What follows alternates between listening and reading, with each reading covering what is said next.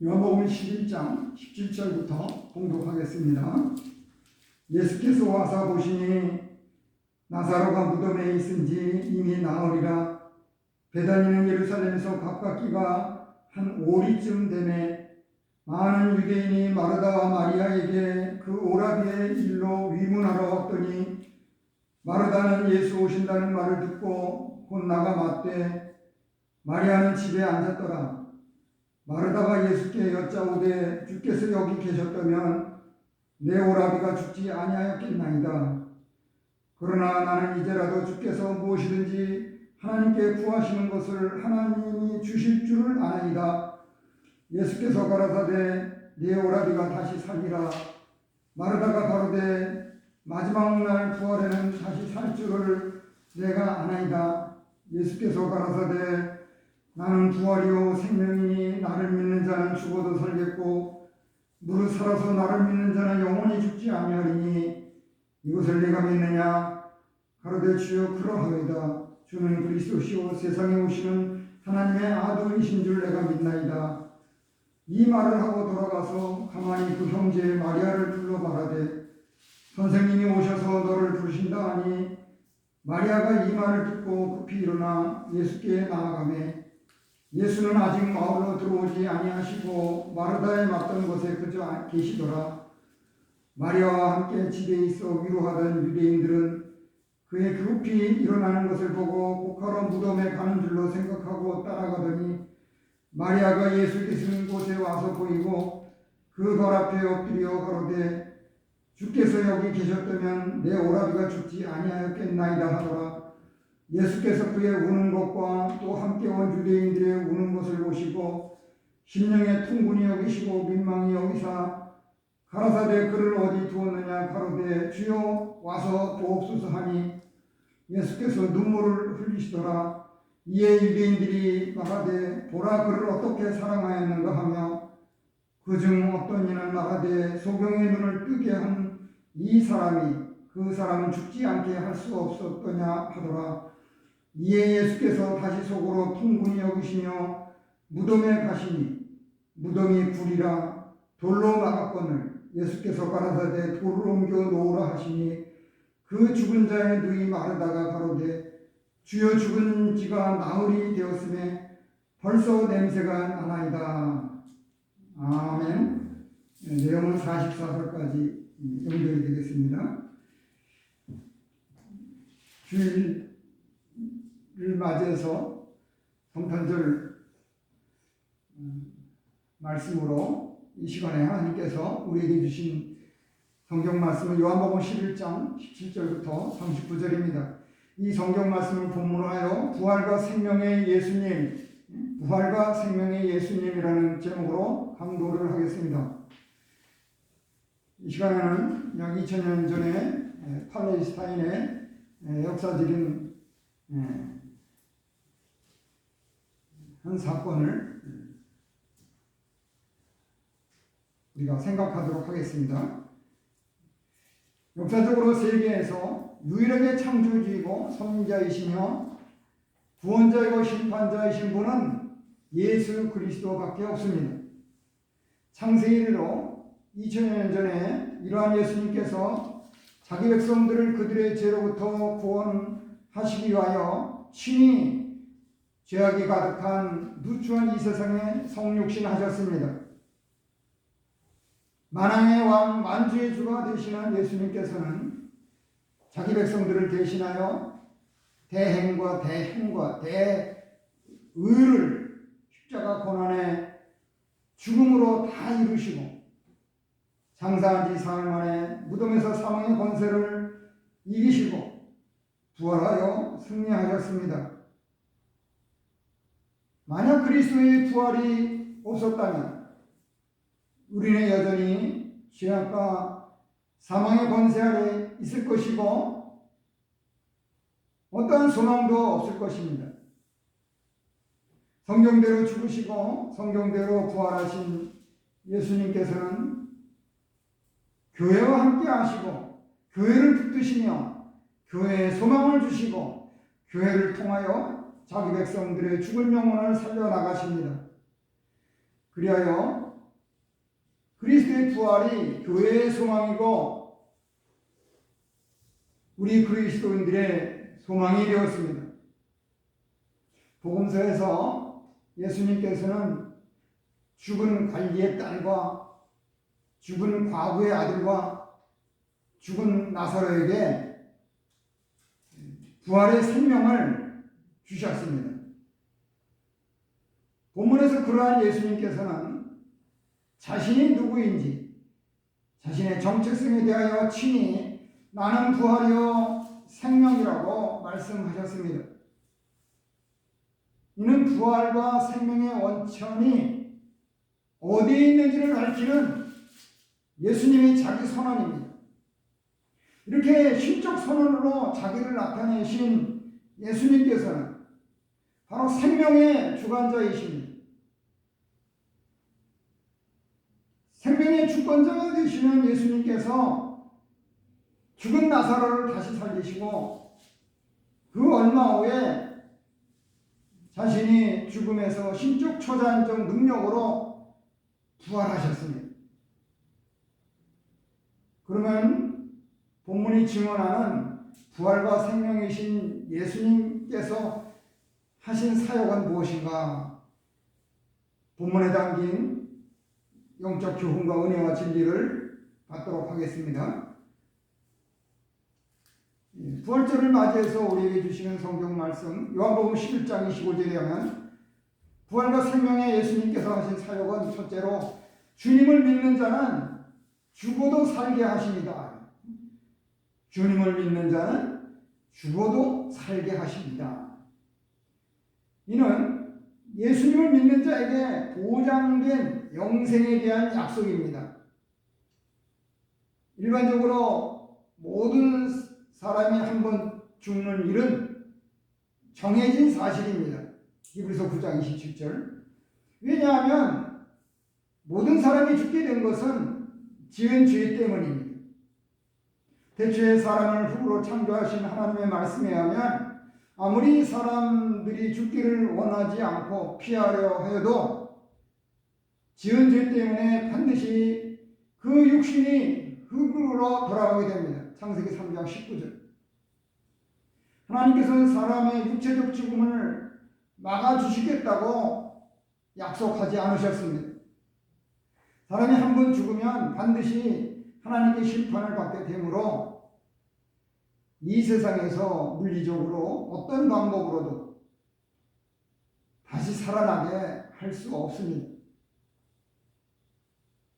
그러나 부활과 생명의 예수님께서는 주님을 믿는 자는 죽어도 살게 하십니다. 그러면 주님을 믿는 자는 죽어도 살게 하시는 이유는 무엇인가? 그것은 주님께서 부활의 첫 열매이시기 때문이다. 주님께서 부활의 첫 열매이시기 때문이다. 고린도전서에 하면 예수 그리스도께서는 죽은 자들 가운데서 다시 살아나서 잠자는 자들의 첫 열매가 되셨습니다. 고린도서 15장 20절. 역사적으로 예수님께서 죽은 그리스도인들의 부활의 첫 열매로 부활하셨습니다. 아담 안에서 모든 사람이 죄악으로 말미암아 죽는 것 같이 그리스도 안에서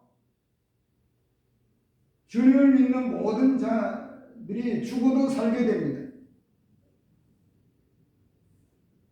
일반적으로 첫 열매가 어떠하면 그 다음에 맺히는 열매도 그러합니다.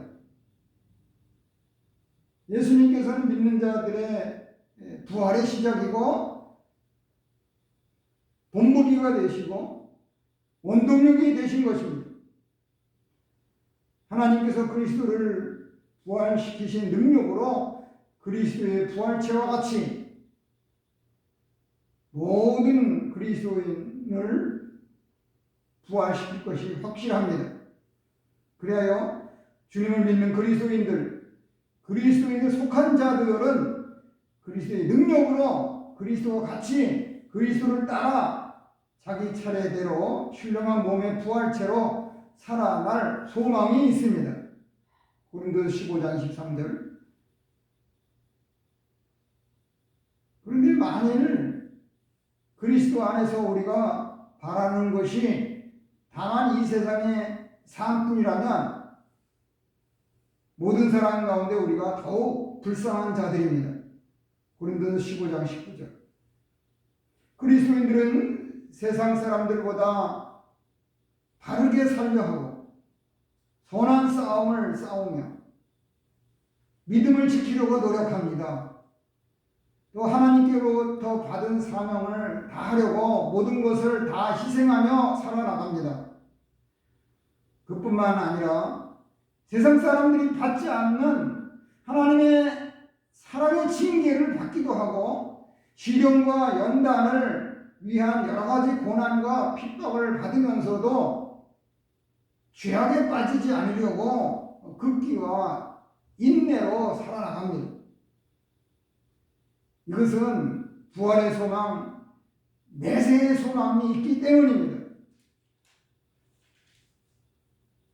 이 소망이 없어지고 헛된 대로 돌아가며 이 세상만으로 끝나고 멸망한다면 그리스도인들이 가장 불쌍한 자들입니다. 안 그렇겠습니까?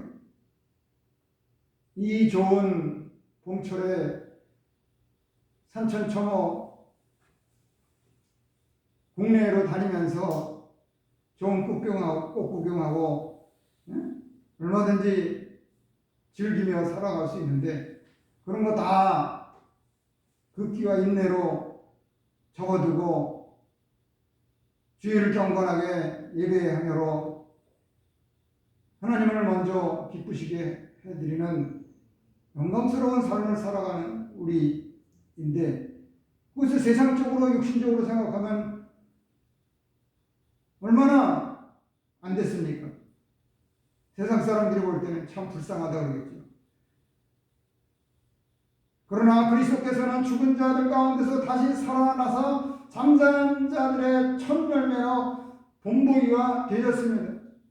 이것이 우리에게 소망이고 능력이고 힘이 되는 것입니다. 그래서 주님께서 부활의 첫 열매이시기 때문에 주님을 믿는 자는 죽어도 살게 하십니다. 또한 주님을 믿는 자는 죽어도 살게 하시는 이유는 주님의 재림으로 부활하기 때문입니다. 우리는 다시 부활할 것입니다. 고린도전서에 보면 부활의 첫 열매인 예수 그리스도께서 재림하실 때 흙으로 돌아갔던 그리스도에게 속한 자들은 부활의 열매를 맺을 것입니다. 장차 우리가 죽어 흙으로 돌아가서 그대로 다 영원히 잠들어 버릴 것이 아니고 재림하시는 예수님의 호령과 하나님의 재림 나팔 소리가 나면 죽은 자들이 깨어 일어나 썩지 아니할 것으로 다시 살고 그때 살아있는 성도들은 부활처럼 변화될 것입니다. 고린도전서 15장 52절. 부활과 생명이신 예수님의 호령은 능력이 있습니다. 주님의 호령은 죽은 생명을 살려내기도 하고 사망의 강물도 소생시켜 생명수강이 되게 하시며 마른 땅에 생물도 나게 만드시고 죽은 나무에 꽃도 피게 하시는 능력이 있습니다. 이러한 전지전능하신 하나님을 우리가 주님으로 믿고 있습니다. 그러한 주 예수님께서는 죽은 지 나흘이나 되어 냄새가 나는 나사로를 나오라고 호령하셔서 살게 하셨습니다. 우리가 읽은 본문 조금 더 내려가면 43절 44절에 나옵니다. 이같이 주님의 재림 때에 주님의 호령으로 바다와 사망과 무덤도 그리스도 안에서 죽은 자들을 다 내어놓아 그들이 첫째 부활로 신령한 몸으로 변화되어 부활체로 공중으로 올라가 주님을 영접하게 됩니다. 이같이 비록 그리스도인들이 죽어 그 육체가 흙으로 돌아가지만 주님의 재림 때까지 잠을 자는 것이고 농부가 땅을 파고 종자를 심는 것 같이 생명의 소망이 있습니다. 사람들이 죽어서 매장을 하든 그 밖에 다른 것으로 이렇게 시신 처리를 하더라도 다 부활체로 변화될 것을 믿어야 합니다. 장차 주님의 재림으로 말미암아 주님을 믿은 자가 부활의 열매를 맺기 때문에 주님을 믿는 자는 죽어도 살게 됩니다. 그러므로 우리는 부활과 생명의 예수님께서 주님을 믿는 자는 죽어도 살게 하시는 사역을 믿고 부활의 소망을 확신해야겠습니다. 이어서 보면 요한복음 11장 26절에 하면 부활과 생명의 예수님께서 하신 사역은 둘째로 살아서 주님을 믿는 자는 영원히 죽지 않게 하십니다. 살아서 주님을 믿는 자는 영원히 죽지 않게 하십니다. 여기에 죽음은 육적 죽음이 아니고 영적 죽음을 의미합니다. 살아서 주님을 믿는 자는 허물과 죄악으로 죽었던 영혼이 거듭난 자를 가리킵니다. 죽은 영혼은 예수 그리스도를 구주와 주님으로 믿을 수 없고 어떠한 분이신지를 알 수도 없습니다. 그러니까 죽은 영혼에게 먼저 우리 하나님께서 중생시켜 주시는 것이 꼭 필요한 것입니다. 아무리 우리가 말씀을 전해도 말씀을 받지 않는 사람들이 있죠. 죽은 영혼 때문에 그렇습니다. 그러나 이미 예수님을 진정으로 믿는 자의 영혼은 이미 거듭났습니다. 거듭난 영혼으로 살아서 주님을 믿는 자는 하나님의 말씀을 지키며 하나님을 사랑하고 하나님의 자녀인 믿음의 형제를 진정으로 사랑하게 됩니다. 이러한 믿음이 믿는 자에게 요구됩니다. 로마 황제들의 핍박 속에서도 지하 감옥, 지하 무덤 카타콤으로 들어가고 해발 2000m 이상 산으로 올라와서 암혈과 토굴에 살 왕정 믿음의 형제들을 사랑해서 거기서 하나님께 예배하고 그랬습니다. 그렇게 신앙으로 지켜내온 우리 기독교입니다. 자기중심적인 것은 진실한 믿음이 아닙니다. 믿음의 본질은 주님 중심입니다. 이같이 부활과 생명의 예수님께서는 중생한 영혼으로 살아서 주님 중심으로 주님을 믿는 자를 영원히 죽지 않게 하십니다. 그러면 살아서 주님을 믿는 자는 영원히 죽지 않게 하시는 이유는 무엇인가? 그것은 말씀과 성령으로 중생하였기 때문입니다. 말씀과 성령으로 중생하였기 때문입니다. 베드로전서에 보면 너희가 거듭난 것은 썩어질 씨로 된 것이 아니요 썩지 아니할 씨로 된 것이니 살아있고 항상 있는 하나님의 말씀으로 되었느니라고 하였습니다. 베드로전서 1장 23절. 주님을 믿는 자는 항상 있는 하나님의 말씀과 성령으로 중생하였습니다. 요한복음 3장 5절.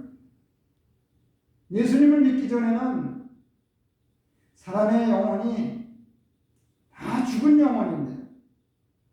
그 죽은 영혼이 하나님의 말씀과 성령으로 다시 살아났기 때문에 그는 영적 사망에서 영적 생명으로 옮겨진 것입니다. 이렇게 중생한 영혼은 예수님의 부활하신 생명과 심리적으로 연합되어 있습니다. 그래서 중생한 영혼으로 살아서 주님을 믿는 자는 항상 하나님을 향한 선한 양심이고 죄를 짓지 아니하며 악한 자가 그를 만지지도 못합니다. 부활과 생명의 주님께서는 중생한 영혼으로 살아서 주님을 믿는 자는 영원히 죽지 않게 하십니다. 또한 살아서 주님을 믿는 자는 영원히 죽지 않게 하시는 이유는 죽을 때 그 영혼이 천국에 가기 때문이다. 죽을 때 그 영혼이 천국에 바로 갑니다. 죽은 영혼이 이 세상에 또 다닌다든지 이런 건 다 기독교적이 아닙니다. 고린도후서에 보면 만일 땅에 있는 우리의 장막집이 무너지면 하나님께서 지으신 집 곧 손으로 지은 것이 아니요 하늘에 있는 영원한 집이 우리에게 있는 줄 아느니라 하였습니다. 고린도후서 5장 1절.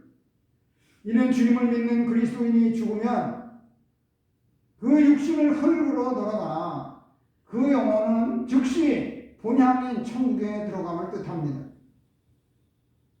그리스도인의 죽음은 바로 하나님 아버지께서 계신 하늘나라로 이사가는 것을 상징합니다. 누가복음에 하면 예수님을 믿고 그리스도인이 죽으면 그 영혼이 그날에 주님과 함께 낙원에 들어갑니다. 누가복음 23장 43절.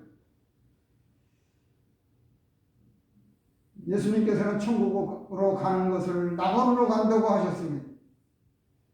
그리스도의 옷을 입고 성화 구원을 이루어 영화롭게 가는 낙원이여 천국은 더 이상의 고난과 고통과 눈물과 이별과 죽음과 탄식이 없고 칭찬과 상급으로 생명의 멸관을 받아 쓰고서 찬송과 영광 가운데 그리스도와 함께 영원히 사는 빛난 곳입니다.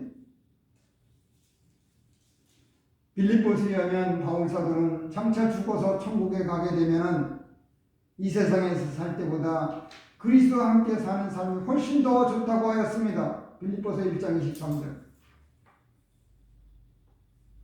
오늘날 우리에게 매일 닥치는 작은 시련과 고난과 역경에서 시험에 들지 말고 낙심하지 말고 하나님께서 더 좋은 것을 주실 줄 믿고 그리스도를 바라보고 승리해야겠습니다. 진정으로 주님을 믿는 자는 죽을 때 그 영혼이 천국에 가기 때문에 예수님께서 살아서 중생한 영혼으로 주님을 믿는 자는 영원히 죽지 않고 살게 하십니다. 이것을 우리가 믿어야 합니다. 그러므로 우리는 부활과 생명의 예수님께서 살아서 주님을 믿는 자는 영원히 죽지 않게 하시는 사역을 믿고 부활의 소망을 확신해야겠습니다. 이어서 본문 요한복음 11장 27절로 35절에 의하면 부활과 생명의 예수님께서 하신 사역은 첫째로 불쌍히 여기시고 눈물을 흘리십니다. 불쌍히 여기시고 눈물을 흘리십니다. 이러한 부활과 생명의 예수님께서는 오늘날도 동일한 사역을 하십니다. 우리를 보시고 불쌍히 여기십니다. 본문에 하면 예수님께서는 예루살렘에서 남동쪽으로 오리쯤, 오리하면 약 한 2km 되죠. 그렇게 떨어진 감람산 기슭의 베다니 마을에 가셨습니다. 예루살렘 성에서 이 남동쪽으로 기드론 골짜기를 건너면 약 1km쯤에 감람산이 있습니다. 그 감람산을 이렇게 정상으로 올라가서 넘어가면은 그 산 기슭에 베단이라는 마을이 있습니다. 거기서 예수님께서는 나사렛 돌무덤에 가셔서 병들어 죽은 나사렛의 누이 동생들과 그곳에 함께 있던 유대인들이 우는 모습들을 보시고 불쌍히 여기시며 눈물을 흘리셨습니다. 지금도 나사렛 무덤이라고 이렇게 그 현무암 시커먼 동굴에 관광객들을 맞이하고 있습니다.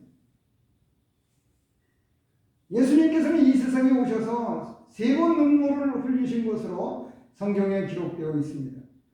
먼저 본문에서 나사로가 죽은 베다니 마을에 가셔서 눈물을 흘리셨고 요한복음 11장 35절 또 멸망을 앞둔 예루살렘 성을 감람산에서 내려다보시고 눈물을 흘리셨습니다. 누가복음 19장 41절. 그래서 지금도 감람산에서 예루살렘 성으로서 이렇게 내려오다가 산 중턱에 예수님이 눈물을 흘리신 것을 기념하기 위해서 눈물교회가 있습니다. 겟세마네 동산에서 십자가를 지기 위하여 기도하시며 눈물을 흘리셨습니다. 히브리 5장 7절. 지금도 그 감람산에서 예루살렘 성 쪽으로 쭉 내려오다 보면 맨 아래에 겟세마네 동산이 있습니다. 거기서 십자가를 지시기 위해서 이렇게 통곡하며 기도하셨습니다. 그러면 주님께서 불쌍히 여기시고 눈물을 흘리신 이유는 무엇인가? 그것은 죄악으로 말미암은 사망이기 때문입니다. 죄악으로 말미암아 죽었기 때문입니다. 로마서에 하면 죄의 삭은 사망이라고 하였습니다. 로마서 6장 23절. 사탄 마귀로 말미암는 죄로 이 세상에 사망이 들어왔고 우리 죄로 말미암아 예수 그리스도께서 죽으셨습니다. 나사로가 죽음으로 그의 누이들과 위로하러 온 유대인들이 슬퍼하게 된 원인도 사탄 마귀로 말미암는 죄악입니다. 사람이 사탄 마귀의 미혹으로 말미암아 범죄하지 않았다면 이러한 불행은 없었을 것입니다. 범죄의 결과인 사망을 어떠한 방법으로도 막거나 피하거나 연기하지 못하고 나사로의 가정에 불행이 찾아왔습니다. 창세기 3장에서 벌써 아담과 하와가 죄를 지어가지고서 하나님 앞에 심판을 받아서 주신 내용이 그겁니다. 그래서 어떠한 말로도 그들에게 위로가 되지 않습니다. 예수님께서는 죄악으로 말미암아 사랑하는 나사로와 마르다와 마리아의 3남매 가정에 사명의 불행이 찾아온 참상을 보시고 불쌍히 여기시고 눈물을 흘리셨습니다. 또한 주님께서 불쌍히 여기시고 눈물을 흘리신 이유는 주님에 대한 무지와 불신 때문입니다. 주님에 대한 무지와 불신 때문입니다. 히브리서에 하면 예수님께서는 죽기를 무서워함으로 한평생 내어 종로로 타는 모든 자기 백성들을 놓아주려고 세상에 오셨습니다. 히브리 2장 15절.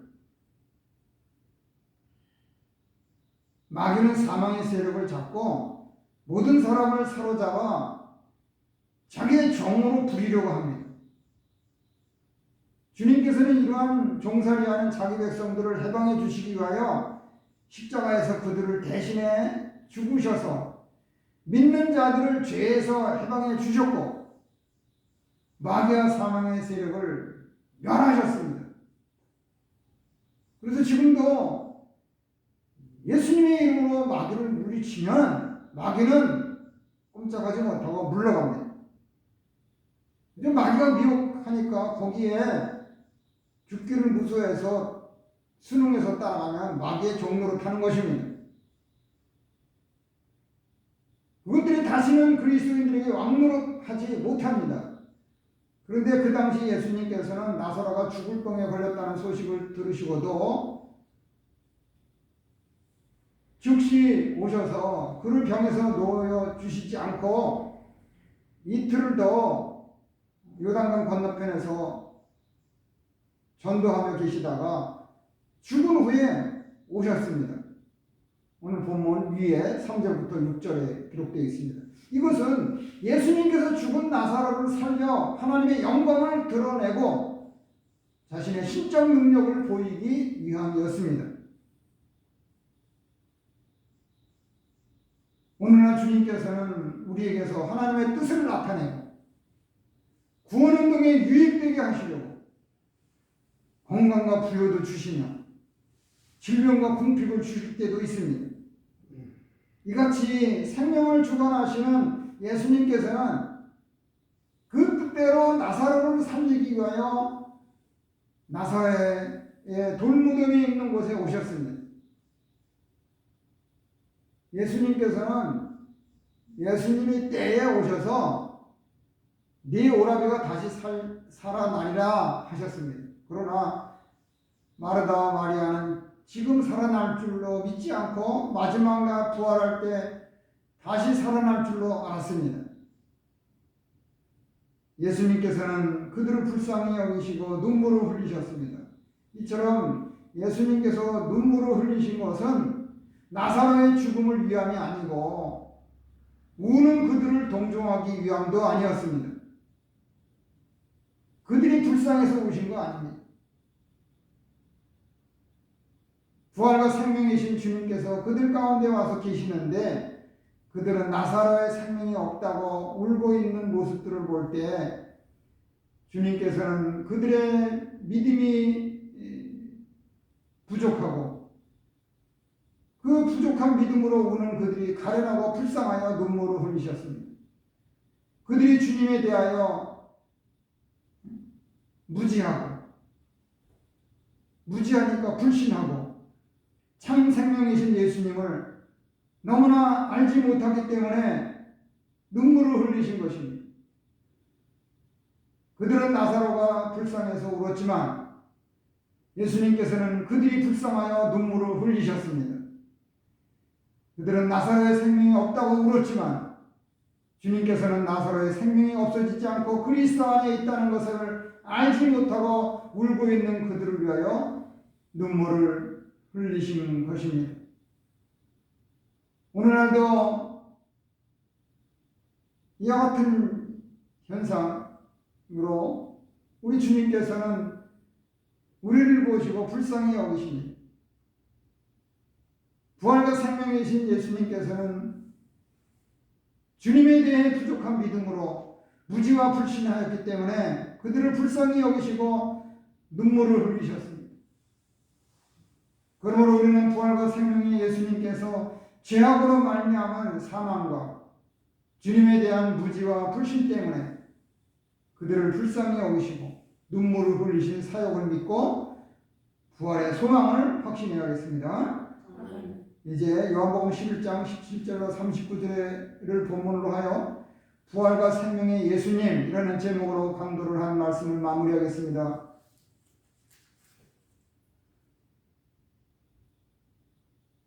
(2000년) 전에 구속사의 역사의 한 현장에서 받은 오늘의 말씀입니다. 예수 그리스도의 본질에 대한 이해와 신뢰는 그리스도인들에게 대단히 중요합니다. 예수님께서는 자기 백성들의 죄악과 허물로 말미암아 그들을 대리하여 십자가 고난의 죽음으로 하나님의 뜻을 다 이루시고 장사한 지 사흘 만에 사망의 권세를 이기시고 부활하여 승리하셨습니다. 우리도 이 부활 신앙으로 날마다 승리해야 되겠습니다. 부활과 생명이신 예수님께서는 그 부활과 생명의 권세를 가지시고 자기 백성들의 죽은 영혼을 거듭나게 하여 믿게 하시고 믿는 자의 영혼을 주님과 연합하여 새 생명으로 날마다 성화 구원을 소망 가운데 이뤄나가게 하십니다. 우리가 우리의 구원을 이루어나가는 것으로 생각할 수 있지만 이 성화 구원 자체도 하나님께서 다 이루어지고 계시는 것입니다. 오직 생명을 주관하시는 주님과의 관계를 통해서만 우리는 부활과 생명을 경험할 수 있습니다. 우리는 벌써 예수님으로 우리 영혼의 사망을 면하고 주님과 연합하여 새 생명을 얻었으며 장차 주님의 재림으로 우리 죽은 영혼도 우리 죽은 육신도 신령한 부활체로 부활할 것입니다.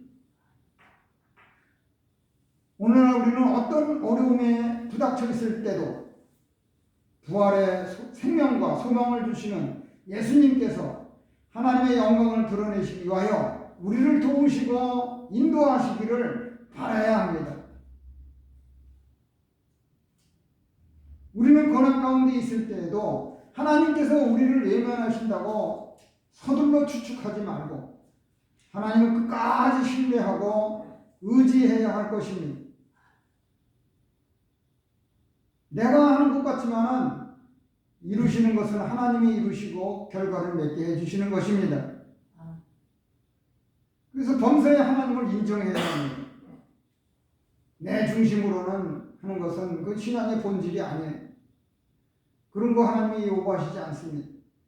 그러므로 우리는 육신의 죽음에 대하여 소망 없는 자와 같이 슬퍼하지 말고 하나님의 영생의 약속을 믿으며 부활과 생명의 소망으로 하나님의 영광을 위하여 살아나가시기를 주님의 이름으로 축원합니다. 말씀을 생각하시면서 잠시 기도하시겠습니다.